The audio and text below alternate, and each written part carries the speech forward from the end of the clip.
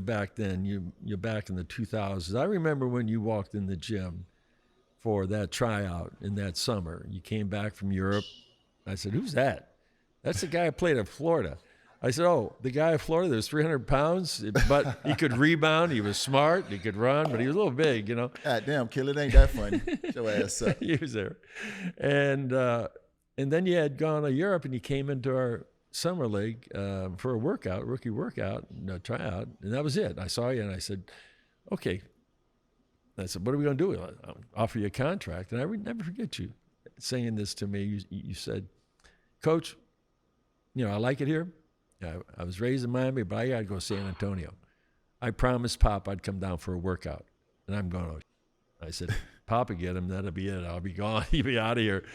And you went down, did your workout, and then you came back and signed with us, and here it is 20 years later. And but the best thing for me is when we were in Puerto Rico, and I saved it up for Puerto Rico. We went down there, Mike, and we're playing in a preseason game down there in Puerto Rico, and we had a good team because it's right after Zoe got sick, and I loved that first team that we had, but then we went down there, and it was Dwayne, it was Caron Butler, Yes. It was Eddie Jones, Brian Grant, and Lamar Odom, okay?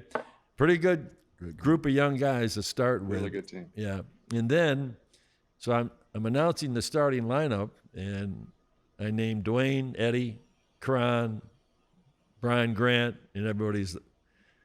Lamar starts to take one step out there. I said, "Nope, UD." And not because Lamar wasn't a hell of a player. Yes. He's one of the all-time best players.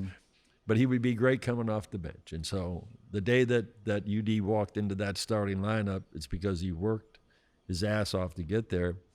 I loved that team. Of course, we made the trade that we had to make to get Shaq and won our championship. But you were a part of that. Yeah. So I got to go back to the part about me not being able to shoot. I got to give you credit. Do you remember that day I was in the gym shooting and I was ball watching? Oh, yeah. And you said, "Why the fuck you?" Excuse me. Yeah. You said, "Why the fuck you keep looking at the ball?" Right. And I said, "Because I'm shooting the ball." And he was Right. like, "No, keep your eye on the basket." Right. And I think that day, not saying I was ever the greatest shooter, but I think that day made me a capable shooter, a better shooter. Yeah. And shit, 15, 17 feet. Yeah. If the wind wasn't blowing, that's cash. No, it's cash. Mike was he was a sniper. Yes. He was a sniper. Yes. But you, around that 15-foot area, you developed a shot. You told me that. Absolutely. But I was taught that when you shoot the ball, that you keep your eye right on the front of the rim or the back of the rim, and then you just, the follow through. On the follow through is to take your finger, your two index, and you drop them right over the front of the rim, and then you say to yourself, "I like to get paid. I like to get paid." And every time you shoot it, "I like to get paid." And, it gives you a positive energy about those shots going in and everything. But you made the biggest shots in the fourth quarter in 2006 when we needed them, man. You two jumpers, elbow jumper, corner jumper, and then that offensive rebound that you made that helped us stave off the Mavericks in the fourth quarter. Yeah. And you told me that night. Do you remember what you told me before that game? Yeah. You told me I was going to have a big game. Big game. You told me don't think about it. You told me be ready to shoot. You're going to be open, and that you're going to help win this You're never afraid, UD. So, I know when there are players, a coach knows when there are players that might be fearful of that moment.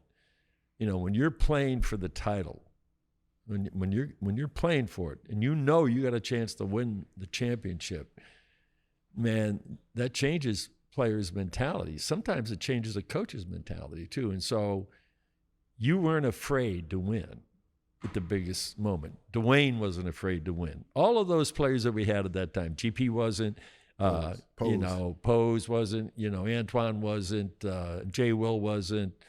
J. Will was a little scattery, at times, but Shaq wasn't, you weren't, and we ended up winning that title. And that was the first. And it was a group of guys that weren't afraid to win, and that was what it's all about, man. And did you remember telling us that we were going to be champs on June 20th? Well, I had to think of something. How the hell? We just did got you our know ass that, kicked. though? Well, we had just lost, and you said that we're going to be champions on June. amazing. Now, we sit in the locker room like, what? Did he just see what we saw? We just got our asses handed we to did. us. And you said that we're going to be champions on June 20th. I don't know. You always, I think coaches have to find a way to plant a seed for something that's positive that's down the road. So we got beaten the first 2 games badly. And I think, well, what am I going to do? And I know GP at that time was a little bit cantankerous in the locker room after the game.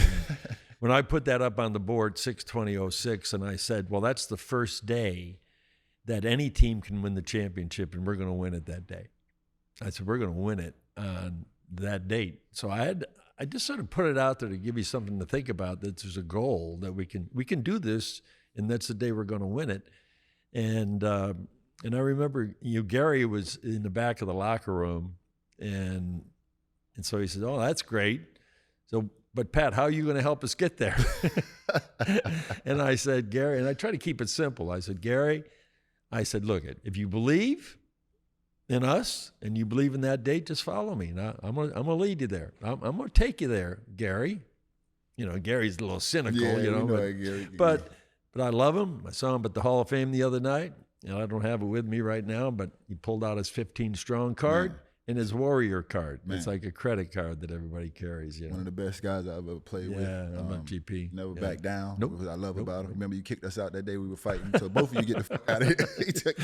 Both of you get the fuck out. No, because you guys were real. You see, there's guys who fight and there's guys who swing.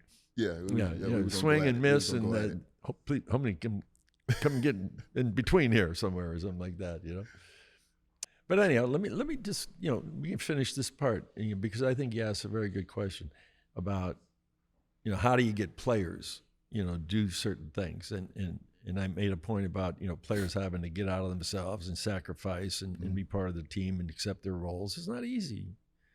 Everybody wants to climb that ladder, they do. And, but the most important thing is that you guys allowed me a certain power, a certain part of me to be able to go hard at us. Be honest with us. Yes. You didn't mind as long as, you thought I was saying the truth. Now, my truth as a head coach and your truth as a starting power forward, Shaq's truth as the center, Dwayne, whoever's playing, we all have sort of a different truth about us, and that's born out of like where we come from, and we all get there in a different manner. But once we get there and you mix that salad up, it all has to come together, and that's the beauty of that team. That was the beauty of the big three, and all of those guys coming together too, and it works. And even teams that may not be championship contenders, we all go in with a very positive training camp mentality. We're going to win, and a lot of players, we ain't going to win nothing. But you go in with that mentality, you're going to win, and somewhere during the course of the season, you believe you can win. Yes. When you get to the playoffs, you can beat anybody. Yes. And we've proved that, and so I've been in that situation a lot of times where, nobody thought we were going to win. I always thought we would win. I knew these guys would buy in, and once they bought into everything, then you got a chance to win. And it isn't just because you got a lot of talent. And as I said, we've always had a lot of talent on those championship teams, but we also have had times where we got to the Eastern Conference Finals where we didn't have that much talent, and it was teamwork. You can win it sometimes. You do, Yes. I mean, when we talk about the championships that we won, we've all had big moments outside of the bigger guys. Yeah. I had my moment. Mike had his moment. Right. Shane Battier had his moment. Absolutely. Mario had his moment. That's it. Ray Allen had his moment, even though he's a Hall You just of hit him. Yeah, I mean, everybody has had their moment. And if you don't buy in, you're not ready for your moment. Yeah. If you're not 4 feet You're in, right. we can say 2 feet in. You're right. I like to say 4 feet in. If you're not 4 feet in, then you're not ready for your moment. Yeah. I remember me and Shane used to go back and forth in the playoffs, and one series would be a series for him, and one series might be a series for me. That's right. And I had his back every single time. Yeah. All right, let's strength and honor, brother. Let's go. It's your time. But you like each other. You see, we also had guys, who liked each other. There are some teams where, they can get it done on the court and then they get off the court and they never see each other. But you guys generally liked one another, and I think that's really important. And so having somebody always step up in their role, and their role might be a certain thing, and we leave everything to Dwayne, or we leave everything to Shaq, or you leave everything to, somebody else at that particular time. You stepped out of your role, and all of a sudden you played, bigger than what your role was. Just like you made the point about Shane making 6 threes in the 7th game, and Mike Miller, Yes. Making that 3 right in front of me while he dropped his shoe. Yes. Yes. And I almost went down on the court and got the shoe myself and threw it back at him. He couldn't bend over and get it himself with that badass back. I know. He was broken by then. No, he's a courageous player. Yes. Mike was, I had a bad back, so I knew how hard it is when you have one that goes out. It just spasms up on you and gets so tight that, you're taking opioids left and right just to loosen it up. I hate to bring that subject up, but, we all have done it, to play. You got to do what you got to do to get out there. OG fam, we got another exciting week of hoops coming up, and I've got the perfect way to get you even closer to the action on the court. Right now, all new DraftKings customers who bet just $5 will get $150 in bonus bets if your bet wins. Just download the DraftKings Sportsbook app and sign up using promo code OGs. The crown is yours. That's right, new customers get $150 in bonus bets if your bet wins after betting just $5. And don't forget to stay in on the action and use your $150 in bonus bets on DraftKings same-game parlays for a shot at an even bigger payout. Combine multiple bets together from the same game. If your sports betting is not yet available in your state, don't worry. You can still join in on all the fun with DraftKings Daily Fantasy and have a shot to win cash prizes. Download the DraftKings Sportsbook app now. New customers use my promo code OGs and bet just $5 on any wager and get $150 in bonus bets if your bet wins. That's promo code OGs only at DraftKings Sportsbook.